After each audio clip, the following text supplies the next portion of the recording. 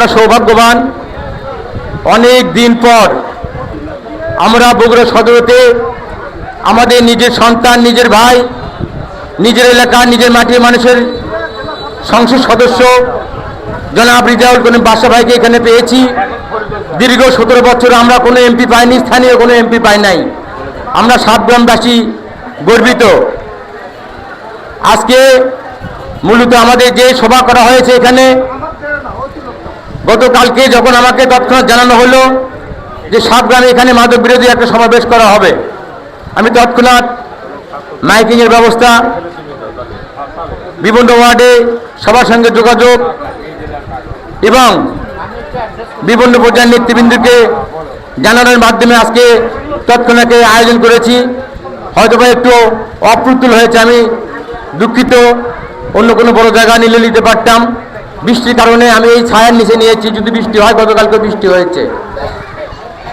যাই হোক, আজকে আমাদের এলাকায় মাদক আসক্ত এবং মাদক বিক্রেতা এমন অবস্থায় পৌঁছে গেছে, দীর্ঘ 17 বছর যাবৎ বাংলাদেশের প্রতিটা বর্ডার এলাকা থেকে মাদক সাতগ্রাম সহ গোটা বাংলাদেশে ঢুকছে।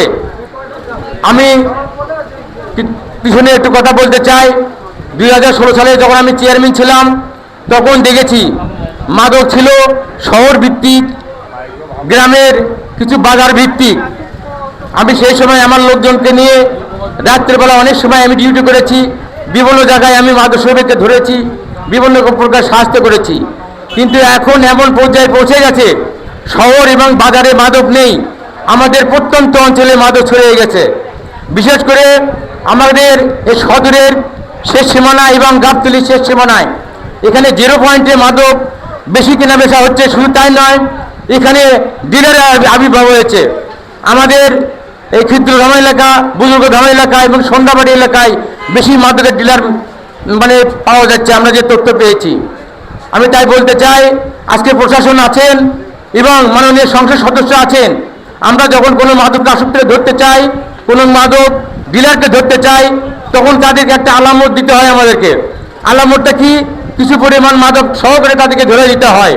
কিন্তু যখন আমরা এই মাদক সেবীকে বা মাদক যারা বিক্রি করে ডিলারকে ধরতে যাই, তখন আমরা তার কাছ থেকে কিছু পাই নাই। কিন্তু ওই আইনের ব্যাপারে পুলিশ মহলেরা হয়তো অনেক কিছু করতে পারেন না।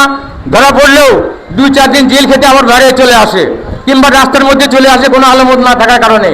আমি আজকে বলবো আমাদের সম্মানিত সংসদ সদস্য মহোদয়কে, আমাদের এখানে এসেছেন, ওনারা আইন প্রণয়ন করেন, সংসদে এই কথাটা উত্থাপন করবেন। যেহেতু উনি সংসদ সদস্য, উনি বলবেন এক্ষুনি সময় এসেছে মাদক নিরাপয় করতে হবে। উনি বলবেন যে কোনোভাবে হোক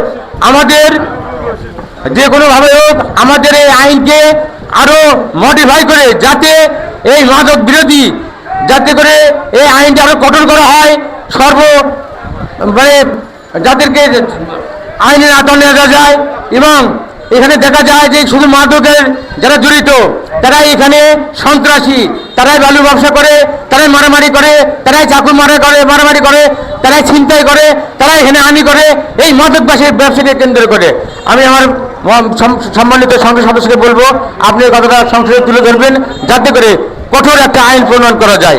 এই আশাবাদ ব্যক্ত করে আমি সবাইকে ধন্যবাদ জানিয়ে আমার আপাতত বক্তব্য শেষ করছি। আসসালামু আলাইকুম। শহীদ জিয়া অমর, বেগম খালেদা জিয়া অমর, আমাদের প্রধানমন্ত্রী তারেক রহমান জিন্দাবাদ। সবাইকে ধন্যবাদ। আসসালামু আলাইকুম।